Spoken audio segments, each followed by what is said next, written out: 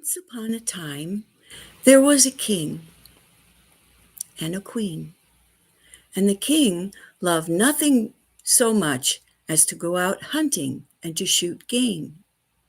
Well, one day when he was out hunting, he spied an eagle on an oak tree limb, and he determined to shoot the eagle. But as he took aim, he heard a sound coming from the eagle. "Please, sovereign, don't shoot, but take me with you, and I will be of use to you." And the king thought and thought about that, and he said, "What use can you be to me?" And so he decided to shoot again, and he took aim, and again the eagle cried out, "Don't shoot, my sovereign, yet if you take me with you to your castle, you will find that I can be of great use to you." So the king thought and thought about that, and he couldn't think of any way that this eagle could be of use to him. So he took aim for the third time, and for the third time the eagle cried out and prophesied, "Don't shoot, O sovereign, because if you take me with you, I will be of use to you." And at last the king's heart was moved, and so he did not shoot the eagle, but he took him with him back to his castle. And the eagle told him that he needed to feed him for 3 years. So the king fed him for 1 year and another year.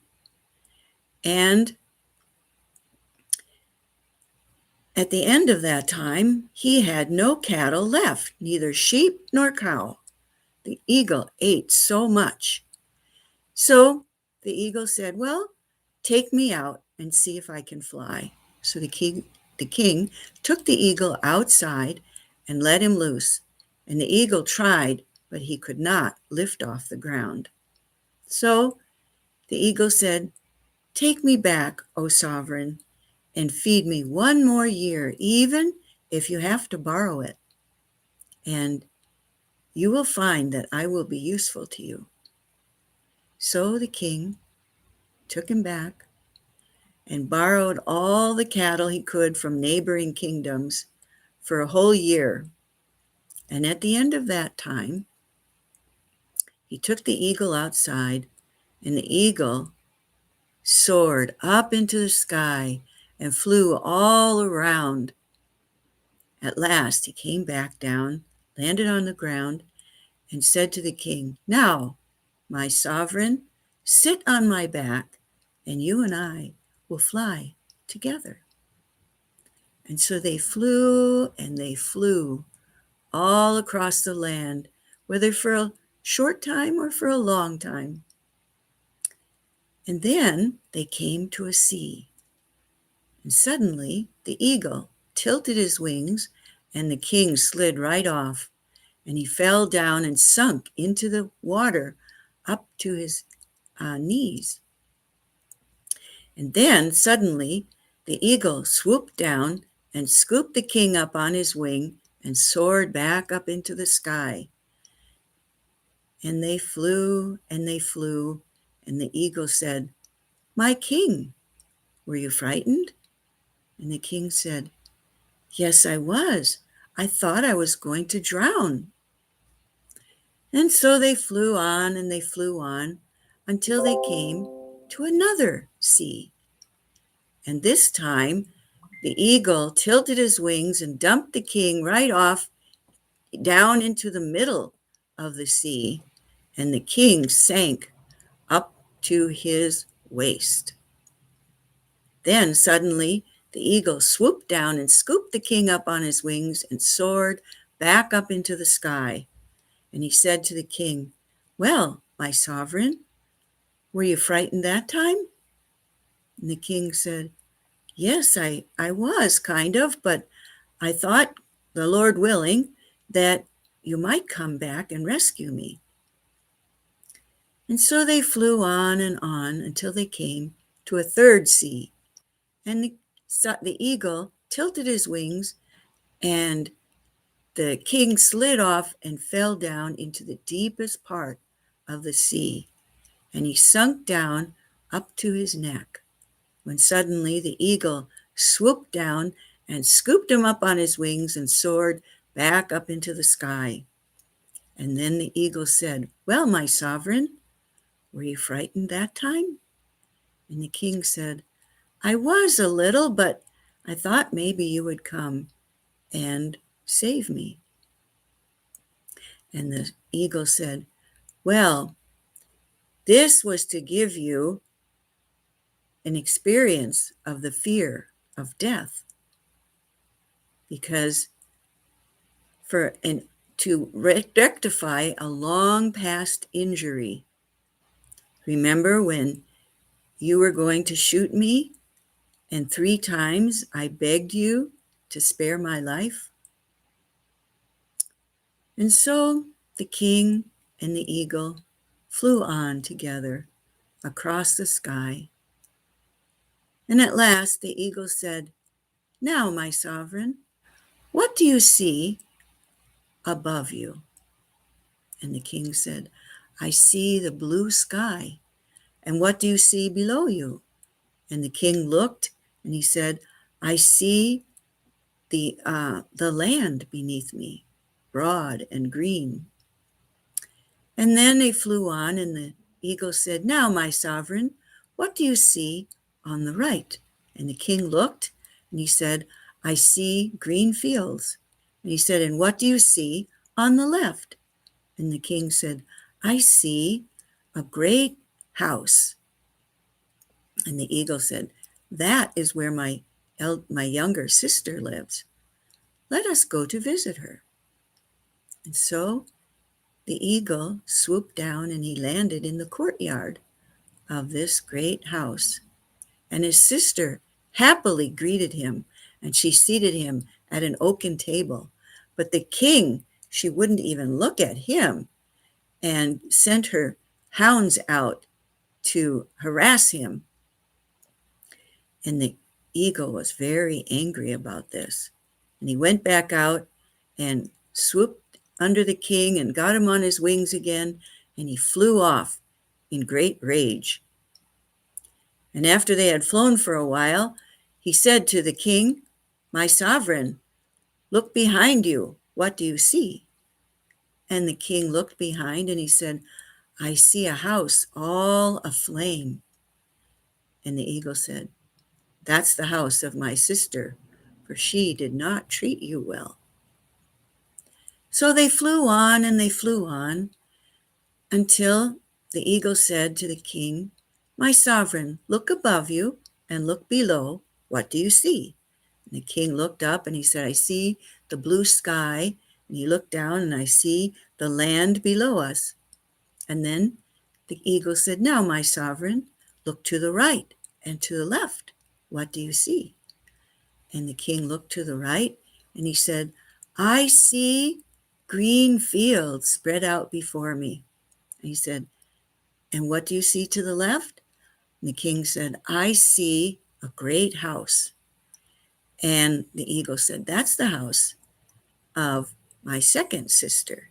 Let's go visit her." So the eagle landed right in the courtyard of this great house, and his second sister came out to greet him with open arms, and she seated him at an oaken table. But the king, she wouldn't even look at him and sent her hounds upon him. This made the eagle angry, and he got up from the table and went out to the king and carried him off again. And as they flew, he said, "My sovereign, look behind you. What do you see?" And the king looked behind him and he said, "I see a great house, all aflame." And the eagle said, "That's the house of my second sister." And they flew on for a while, and then the eagle said, "Now we will go to visit the house of my mother and my eldest sister." And when they landed in the courtyard, his mother and his sister greeted them both, and they treated the king kindly with honor. And so as they were all sitting around the table together, the king The eagle said to the king, "Now I will reward you and pay you back for all that you spent on my behalf." And he said, "I will give you a ship, and you can sail back home with God's speed. And I will give you these two coffers." They were two small boxes. One was red and one was green. And the eagle said to the king, "Now don't open these until you get home." And so he showed him to the ship, and the king got in the ship, and he began to sail upon the sea. "I saw a ship a sailing on the sea. And oh, it was all laden with pretty things for thee. There were comforts in the cabin and apples in the hold, and the sails were made of silver, and the mast was made of gold." And so the king sailed upon the sea until he came to an island, and there the ship pulled up on the beach, or near the beach, and the king got out and walked upon the island. And he kept thinking and thinking about these two coffers that the king had given him, wondering why he was not to open them until he got back home. And he just wanted to know the answer to that question so much that finally he took the red coffer and put it on the ground, and he opened it.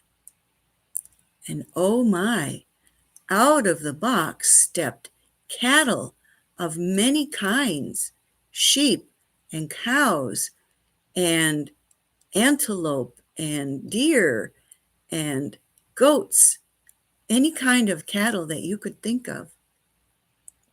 And then the king was so upset, he began to weep great tears, saying, "Oh, what have I done? How will I ever get all this cattle back into this tiny coffer?" Because his eyes couldn't even enclose all the number of cattle. They filled the island. There almost wasn't enough room on the island for them. Suddenly, out of the sea, there walked a man. And the man came up to the king and said, "Dear king, why are you weeping such great tears?" And the king said, "I don't know how to get all these cattle back into this tiny little coffer. Why would I not weep? I will lose this great gift I have been given." And the man who came out of the sea said, "Well, I can help you, but you must promise me one thing." And the king wanted to know, "What is that?" And the man who came out of the sea said, "You must promise to give me that which you do not know you have in your house." And the king thought and thought, "What is there in my house that I do not know about? There's nothing in my house that I don't know about." So finally he said to the man, "Okay, I promise to give you whatever is in my house that I don't know about." And so, quick as a wink, this man got all that cattle back into the red coffer and closed the lid and gave it back to the king. And the king, with great joy, took his two coffers, got back on his ship, and he sailed away home. The 24 sailors that stood between the decks were 24 white mice with chains around their necks. And the captain was a little duck with a packet on his back. And when the ship began to move, the captain cried, "Quack, quack." And so, in no time at all, the king came back home to his kingdom. And when he went into his castle, he found that his wife had had a little baby boy while he was gone that he knew nothing about. And so as soon as he saw the baby, he began to cuddle him and to hold him, all the while weeping tears of bitter sorrow. And the queen said, "My king, why are you weeping at such a happy moment as this?" Because the king was thinking about how he had to give up his son. But he did not want to grieve the queen, and so he didn't tell her anything about it. And he said, "Oh, it's just great tears of joy." And then the king went out into the backyard where he was to open the red coffer. And he put it down on the ground and he opened it. And cattle of all kinds came out, cows and sheep and horses and pigs and goats, all kinds of creatures. And they filled all the stables and all the pens that he had that were empty now on the palace grounds. And so everything was full again. And then he took the green coffer to the front of the castle and he opened that. And out came a beautiful garden with trees blooming and birds singing in the trees and plants of all kinds and flowers everywhere. And he was filled with so much joy at the sight of this wondrous garden that he forgot all about his sorrow and he forgot all about his son that he had promised to the man who helped him. And so years went by, and now his son was a grown man. And one day, the king decided to walk down to the river. And while he was there, out of the river came that man. And he walked up to the king and he said, "You sure have a short memory. You owe me a debt." And the king was so sorrowful.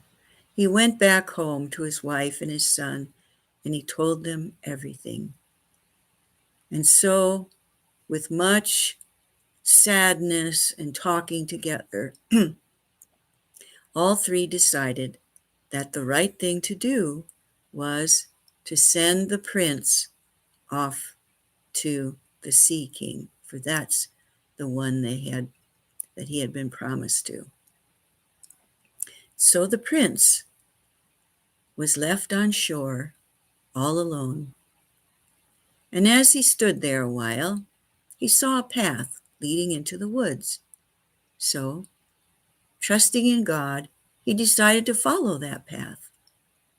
And he walked until he got deep into the woods, and there he saw a little house, a hut. And in that hut lived Baba Yaga. So the prince decided to go into the hut.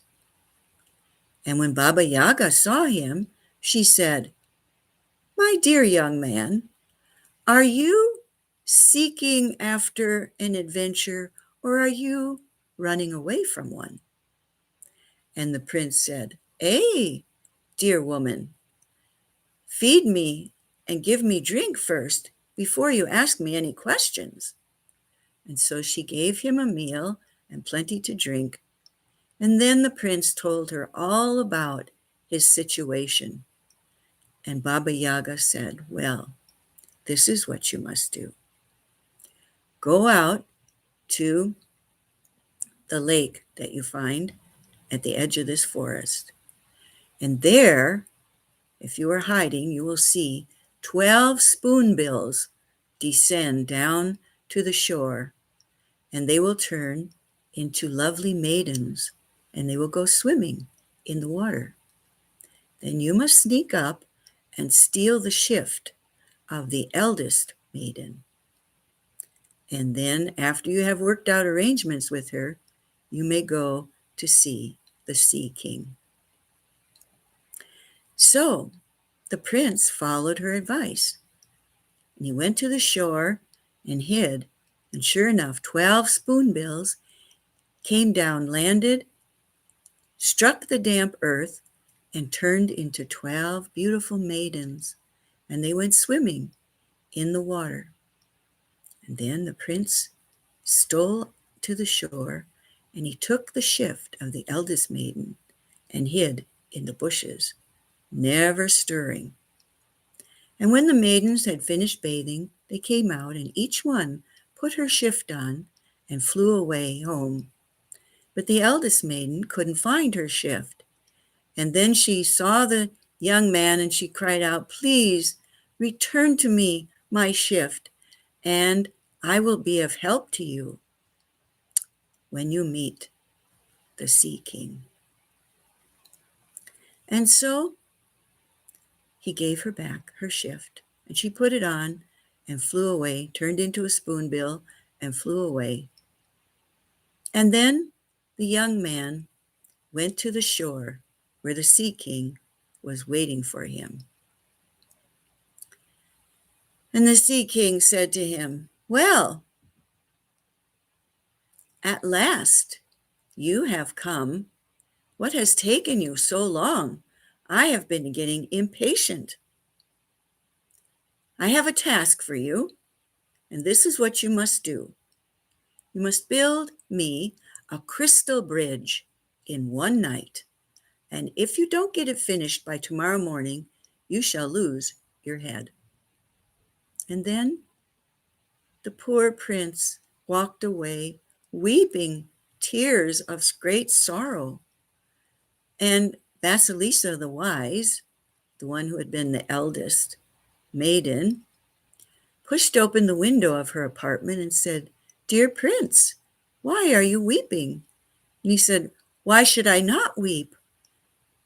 The Sea King, your father, has given me a task to do that's impossible. And if I don't finish building a crystal bridge in one night, I will lose my life. And I don't even know how to hold an axe."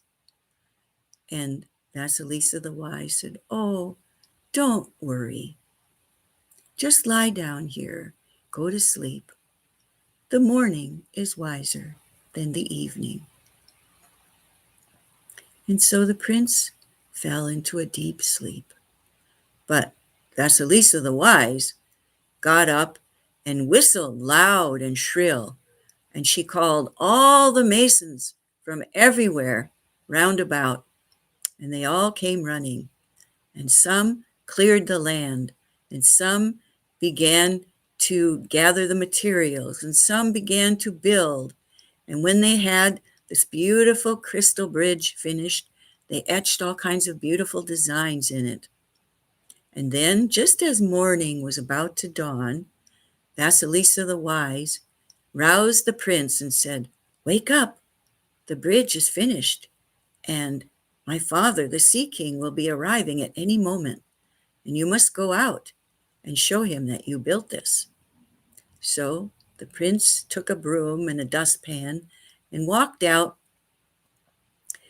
to the crystal bridge and was sweeping it up when the king came. The Sea King approached him. And he said, "Well, you have done a wondrous feat. This is amazing. Now you must finish the second task. In this task, I want you to build me and furnish a garden in one night with trees bearing fruit, apples and pears, and flowers blooming and birds singing in the trees.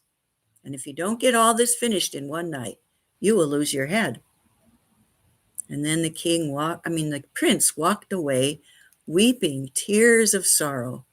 Again, Vasilisa the Wise looked out from her apartment and said, "My prince, what is the matter?" And he said, "Oh, now I have to build this whole garden with trees already in bloom and fruit already on the trees and plants and ponds and everything in one night." And she said, "Oh, don't worry. Just lie down here and go to sleep. The morning is wiser than the evening." And once the prince was fast asleep, she got up and whistled loud and shrill for all the gardeners round about to come to her. And they came in droves, and she gave them the assignment, what they must do. And all night they worked. And just as dawn was coming, she roused the prince and said, "Look, the garden is finished. Now you must go out and show the Sea King, my father, that you did it." So he went out to the garden, and he was just sweeping up the paths when the Sea King came along and said, "My goodness, you have done a mighty work. For this I am greatly impressed, and your reward shall be that you may choose one of my 12 daughters for wife. The catch is that you must choose the same one 3 times in a row, and if you don't, you will lose your head." Well, when Vasilisa the Wise heard about this requirement, at an opportune moment, she spoke with the prince, and she said, "Now, when you're choosing, the first time I will be adjusting my dress. The second time, I will be waving a handkerchief. And the third time, a fly will be going over my head." And so, using those tips, the prince was able to choose Vasilisa the Wise every time. And so, the wedding was held with great merriment, and there was a feast afterwards. And at this feast, the king set forth viands and food for 40 people, a great feast for the prince and his daughter. And he said, "Now you must eat all of the food, or it will go very badly with you." And so the prince had 3 champions with him that he had met on the way to the Sea King. One of them was called Eater. And so he said to the king, to the Sea King, "Well, is it all right if I invite a friend of mine, this little old man here, to come and join us?" And the Sea King said, "Yes, very well." And so at the feast, Eater ate all the food, and he had barely moved a notch in his belt. So then the king set up a great table with wine barrels full of wine. And he said, "Now you must drink all this, or it will go very badly with you." And then the prince said, "Well, there's another little old man in my group. I wonder if you would let him join us." And his name was Drinker. He also had joined the prince on his journey to the Sea King. And the Sea King said, "Very well." And sure enough, Drinker drank up all the wine. And so again, the condition was met. Now, the Sea King said, "Well, for your wedding, I have a great bath for you." And he told his men to heat it up so hot that would burn the prince and his bride completely. But again, the prince said, "I have a little old man with me who I would like to let him test the bath first and see how it is." And so the king allowed that. And the name of this champion was Sharp Frost. So Sharp Frost went in first and breathed in every corner until there were icicles hanging. And so the prince and his bride were not harmed at all in that bath. But when they came out, Vasilisa the Wise said to the prince, I think you and I had better flee, because my father bears ill will toward you, and he will never stop until he has destroyed you. So they got on 2 horses, and they rode away as fast as they could go. And as they were galloping and galloping and galloping, Vasilisa the Wise said to the prince, let us stop and put our ear to the ground and see if we hear anyone coming.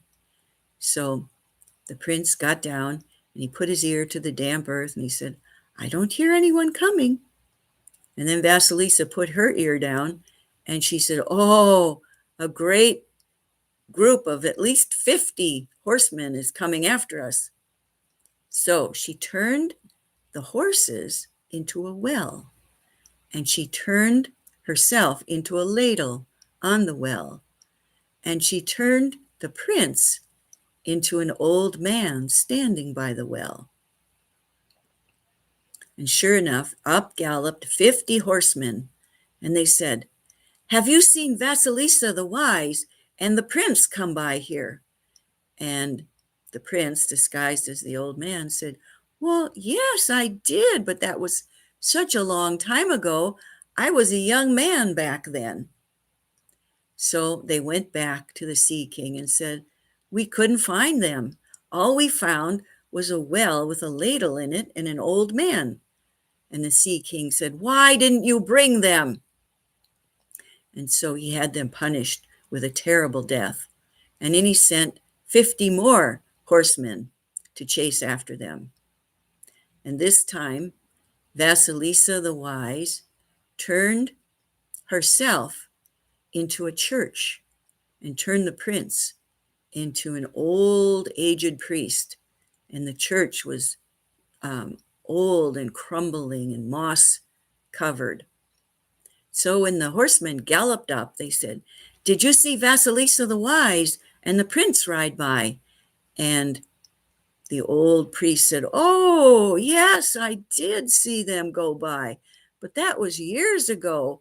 I was a young man then, and this church was just newly built. So they went galloping back to the Sea King and said, we couldn't find them. All we found was an old priest and a church. And the king said, why didn't you bring them? And so they were put to a terrible death. And this time, the Sea King went after them himself. And so when Vasilisa knew that he was coming, she turned the horses into a lake. And she turned, and the lake was made of mead, which is a honey drink. And it had pudding for the banks. And then she turned the prince into a drake, and she turned herself into a gray duck, and they were floating on the mead lake.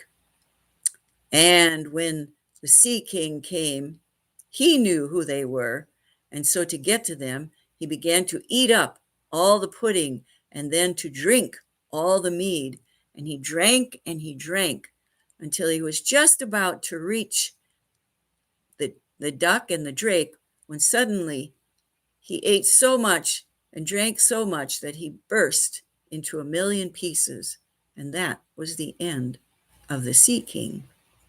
And then Vasilisa turned herself back into her own form and turned the prince back into his form. And now they could go back to his castle and meet his mother and father, the king and the queen. But Vasilisa said to him, you know, they don't know me yet. I would like you to go ahead and tell them about me, that I'm coming, and I'll wait for you here. And you may kiss your father and mother, but be sure you don't kiss your sister, or you will forget all about me." So the prince went back to his castle, and he kissed his mother and his father. They were so happy to see him. And then he kissed his sister, forgot all about what the Vasilisa the Wise had told him. And as soon as he did that, he forgot her as if he had ever known her. And Vasilisa waited and she waited until 3 days had gone by. And then she went into the town and she found it all draped in grand decorations. There was going to be a wedding. And all the people in the town were told to make cakes for the bride and the groom. So Vasilisa came to an old woman's house and she asked if she could stay there with her. And the old woman said, "Yes, come in, come in." She said, "I'm making a cake. Didn't you know that the prince is going to marry a rich queen? And the wedding is going to be held this day. And all of us are to bring cakes for the bride and the groom." And Vasilisa said, "Well, would that be all right if I made a cake too?" And the old woman said, "Sure, you may do that."